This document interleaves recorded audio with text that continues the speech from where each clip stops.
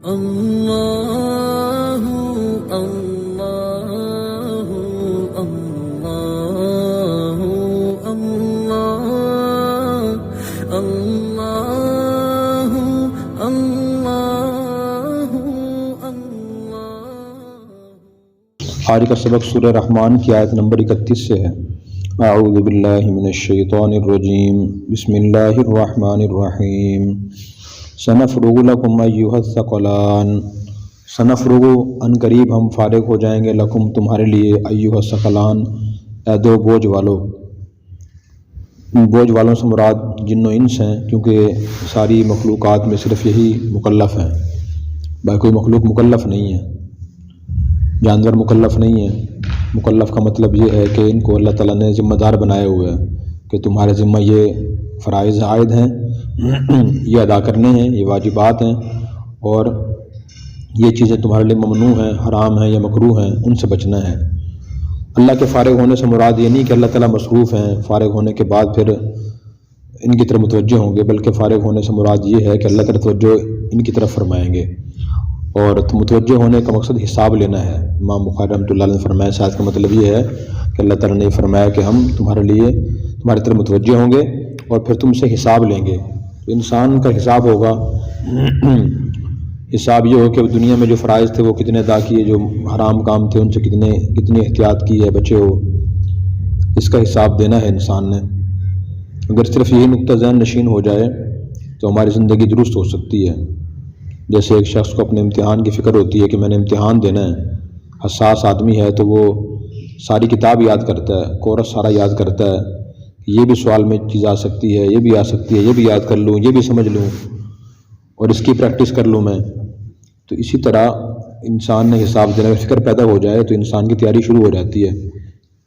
فَبِأَيِّ آلَاءِ رَبِّكُمَا تُكَذِّبَانِ، پھر اپنے رب کی تم دونوں کون کون سی نعمتوں کو جھٹلاؤ گے۔ یا معشر الجن والانس ان استطعتم ان تنفذوا من اقطار السماوات والارض فانفذوا لا تنفذون الا بسلطان۔ یا معشر الجن، اے جنوں کی جماعت، والانس اور انسانوں کی جماعت، ان استطاعتم اگر تم طاقت رکھتے ہو، ان تنفذوا کہ تم نکل جاؤ، من اقطار السماوات والارض آسمانوں اور زمین کے کناروں سے، فانفذوا تو نکل جاؤ، لا تنفذون تم نہیں نکل سکتے، الا بسلطان مگر غلبے کے ساتھ۔ تو اللہ تعالیٰ نے یہ فرما رہے ہیں جنات اور انسانوں کو، کیا تم میری سلطنت سے باہر نکل سکتے ہو کہ میں تم سے حساب نہ لے سکوں، تم میری گرفت سے بچ سکو؟ نکل سکتے ہو؟ نہیں نکل سکتے۔ انسان اور جنات آسمان و زمینوں کے کنارے چیر کر کے اور نکل جائیں، کسی اور جگہ چلے جائیں، جا نہیں سکتے۔ جب نہیں جا سکتے، اللہ تعالیٰ ہی آسمانوں اور زمینوں کا مالک ہے، تو پھر اس کو حساب دینا پڑے گا۔ فَبِأَيِّ آلَاءِ رَبِّكُمَا تُكَذِّبَانِ، تو تم نبی کون کون سی نعمتوں جھٹلاؤ گے۔ تو انسان اللہ تعالیٰ کی گرفت سے آزاد نہیں ہے۔ کبھی بھی آدمی کو مطمئن نہیں ہونا چاہیے کہ مجھ پہ عذاب نہیں آ سکتا، میں جہنم میں نہیں جا سکتا، مجھے کچھ سزا مل ہی نہیں سکتی، بلکہ ہر وقت دل میں ڈر خوف ہونا چاہیے کہ معلوم نہیں کب پکڑ آ جائے اور کب اللہ کی گرفت آ جائے۔ جب جنازے کثرت سے ہو رہے ہیں، اب حدیث میں آتا ہے ممات فقد قامت قیامت، کہ جو آدمی مر گیا اس کی قیامت تو قائم ہو گئی، یعنی شخصی قیامت اسی قائم ہو جاتی ہے۔ جو پوری دنیا کی قیامت ہے وہ تو بعد میں آئے گی، شخصی قیامت اسی قائم ہو جاتی ہے۔ قیامت کا مطلب حساب لینا ہے، تو جو آدمی فوت ہو جاتا ہے اس کے تو حساب کتاب شروع ہو جاتا ہے اور بدلہ فوراً شروع ہو جاتا ہے۔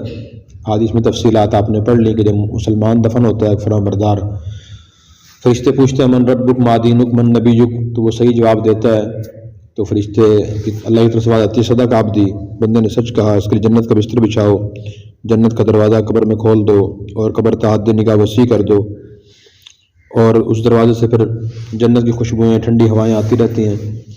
اور اگر خدا نخواستہ نافرمان کافر یا نافرمان فوت ہوتا ہے تو اس سے فرشتے 3 سوال کرتے ہیں، وہ کہتا ہے کہ ہاں لا ادری، ہائے میں نہیں جانتا، تو فرشتے کہتے ہیں ما تلیت ولا دریتا، نہ تو نے پیروی کی جاننے والوں کی، نہ تو نے خود جاننے کی کوشش کی۔ اور آواز قدب عبدی، وہ بندے نے جھوٹ کہا ہے، اور اس کے لیے جہنم کا بستر بچھاؤ، جہنم کا دروازہ کھول دو قبر میں اور اسی قبر کو تنگ کر دو۔ تو یہ صحیح جواب کون دیتا ہے؟ وہی دیتا ہے جس نے دنیا میں ان تینوں چیزوں کو پہچانا ہو، اللہ کی ذات و صفات کو پہچانا ہو۔ اللہ کی صفات بہت زیادہ ہیں، المؤمن، السلام، القوی، العزیز، الجبار، المتکبر.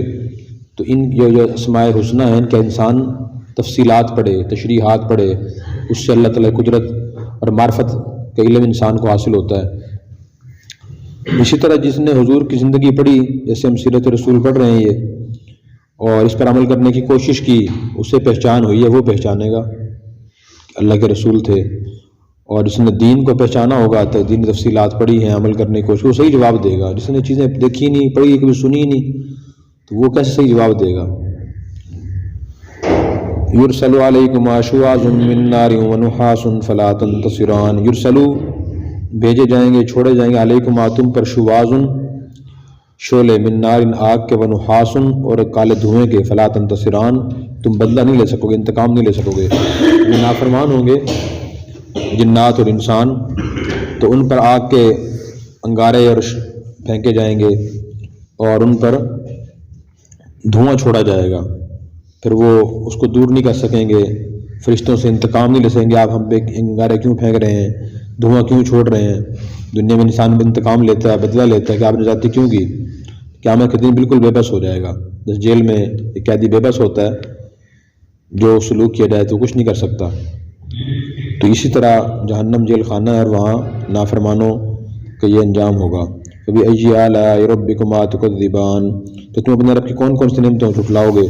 فإذا انشقت السماء فكانت وردة كالدهان. فإذا پھر جب انشقت پھٹ جائے گا السماء آسمان، فکانت وہ ہو جائے گا وردتاً سرخ کالدہان، گلابی چمڑے کی طرح. تو اب تو آسمان ہمیں نیلا نظر آتا ہے، فضا نظر آتی ہے نیلی، آسمان کا رنگ نیلا ہے. یہ قیامت کے دن یہ آسمان پھٹ بھی جائے گا اور یہ چمڑے کی طرح ہو جائے گا. دہان کے دو معنی کیے گئے، تو سرخ چمڑا، دوسرا معنی تیل کی تلچھٹ. تو مختلف کیفیتیں آسمان کی طاری ہوں گی قیامت کے دن، اس سے دروازے کھلیں گے.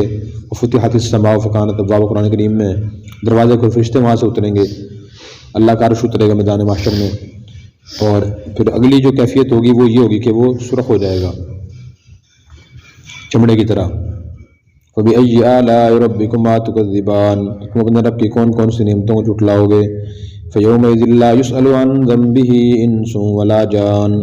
فيومئذ تو اس دن، لا يسأل نہیں سوال کیا جائے گا، عن ذنبه اس کے گناہ کے بارے میں، انسن کسی انسان سے، ولا جان اور نہ کسی جن سے. قیامت کے دن کسی انسان کے نیک اور برا ہونے کی تحقیق کرنے کے لیے اس کے بارے میں نہیں پوچھا جائے گا بتاؤ یہ نیک تھا یا برا تھا. سارا ریکارڈ سامنے آئے گا، نام اعمال سامنے آئے گا، فرشتے گواہی دیں گے. تو اس لحاظ سے نہیں پوچھا جائے گا. ہاں ان کو گناہ گاروں کو رسوا کرنے کے لیے پوچھا جائے گا.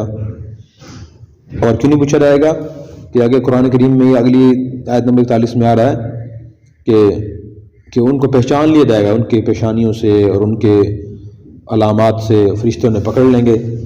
ویسے پوچھا جائے گا ڈانٹنے کے لیے، جیسے بڑے اساتذہ یا والدین پوچھتے ہیں اولاد سے، شاگرد، کہ آپ نے یہ جرم نہیں کیا، یہ گناہ نہیں کیا، یہ شرارت نہیں کی تھی، یہ غلطی نہیں کی تھی. پوچھتے ہیں ایسے. قرآن کریم میں اس کا ذکر ہے. وقفوہم انہم مسئولون، سورہ صافات کو روکو، ان سے سوال کیا جائے گا. اللہ اکبر. سوال وہ شرمندگی کے لیے ہوگا، شرمندہ ہو. فبأي آلاء ربكما تكذبان. تو تم اپنے رب کی کون کون سی نعمتوں کو جھٹلاؤ گے. یعرف المجرمون بسیماہم فیؤخذ بالنواصی والاقدام. یعرف پہچان لیے جائیں گے المجرمون مجرم لوگ، بسیماہم اپنی نشانیوں کے ذریعے، فیؤخذ بالنواصی وہ پکڑ لیے جائیں گے پیشانی کے بالوں کے ذریعے، والاقدام اور پاؤں سے. یعنی فرشتے ان کو پکڑ کے لے جائیں گے. جیسے بچپن میں کہ بچہ مسجد اسکول مدرسہ نہیں آتا تھا تو استاد بھیجتے جاؤ فلاں پکڑ کے لے کے، بچہ کا نہیں آتا تھا، دو بچے اس کے بازو اور ٹانگیں پکڑ کے جاتے تھے. تو اسی طرح فرشتے انسان کو پکڑ لیں گے، نافرمان مجرم کو. وہ علامات کیا ہوں گی قرآن کریم میں ہے. وجوہ یومئذ ناظرہ الی ربہا ناظرہ. جو نیک لوگ ہوں گے روشن ہوں گے، اللہ کی طرف دیکھ رہے ہوں گے. اور جو گنہگار ہوں گے بعض ان کے چہرے سیاہ ہوں گے. اور جو نیک ہوں گے نمازی، ان کے وضو کا چمک رہے ہوں گے. تو حضور نے فرمایا کہ اپنی امت کے لوگوں کو پہچانوں گا میں وضو کے ادا کی چمک کی وجہ سے. تو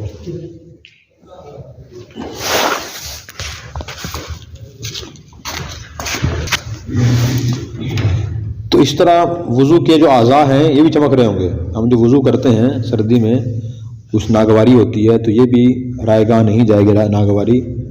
تو حضور اپنے امتی کے لوگوں کو چمکتے ہوئے اعضاء سے پہچانیں گے. اس لیے ابو ہریرہ رضی اللہ عنہ جب وضو کرتے تھے تو اپنے وہ بازو کندھوں تک دھویا کرتے تھے تاکہ میرے قیامت کے دن بازو زیادہ چمکے. ذوق شوق کی بات تھی. اور جب پاؤں دھوتے تھے تو کافی اوپر تک دھوتے تھے تاکہ میرے یہ اعضاء قیامت میں ذرا چمکیں. تو یہ علامات تو چہرے کی نورانیت ہوگی، وضو کے اعضاء کی چمک ہوگی، چہرہ روشن ہوگا. تو اس طرح یہ نیک لوگوں کے علامات اور برے لوگوں کے علامات حدیثیں بھی آگے آ رہی ہیں کہ بعض لوگ قیامت کے دن سواریوں پہ سوار میدان محشر میں پہنچیں گے، اور بعض پہنچیں گے پیدل چل کے، اور بعض پہنچیں گے اپنے چہرے کے بل منہ کے بل چل کے. تو اس طرح مختلف علامات ہوں گی. دنیا میں جو ہم دیکھتے ہیں نا کہ ہر چیز کا ایک انجام ہے، ایک رزلٹ ہے ہر چیز کا.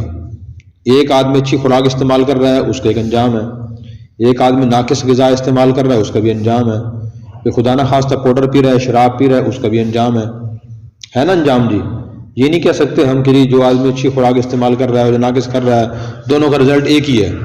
ایسا نہیں ہے، رزلٹ مختلف ہے.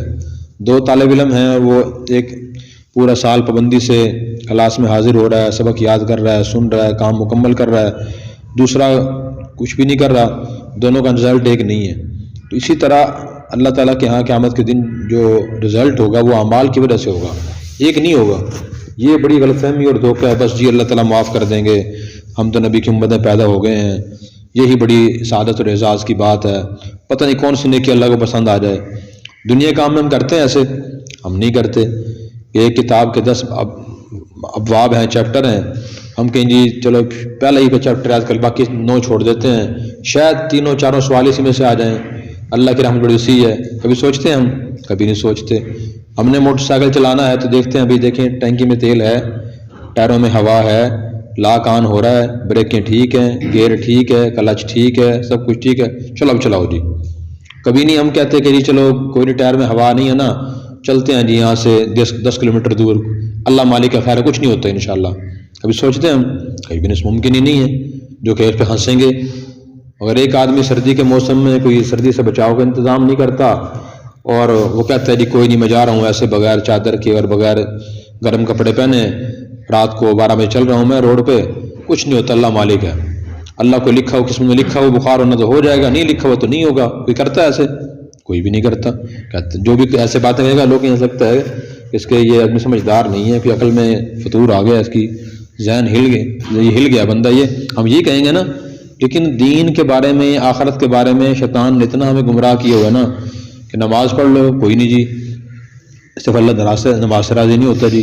اچھا جی فلاں ایک کام کر لو جی، کوئی ضروری نہیں ہے، کون سا نقطہ اللہ کو پسند ہے اللہ معاف کر دیں گے. جو بھی عمل انسان کو بتایا رہتا ہے، بعض لوگوں کا مزاج ہے کہ وہ ذہن میں خیال آتا ہے کہ پتہ نہیں اللہ تعالیٰ کس نقطے کو پکڑ کے معاف کر دیں گے.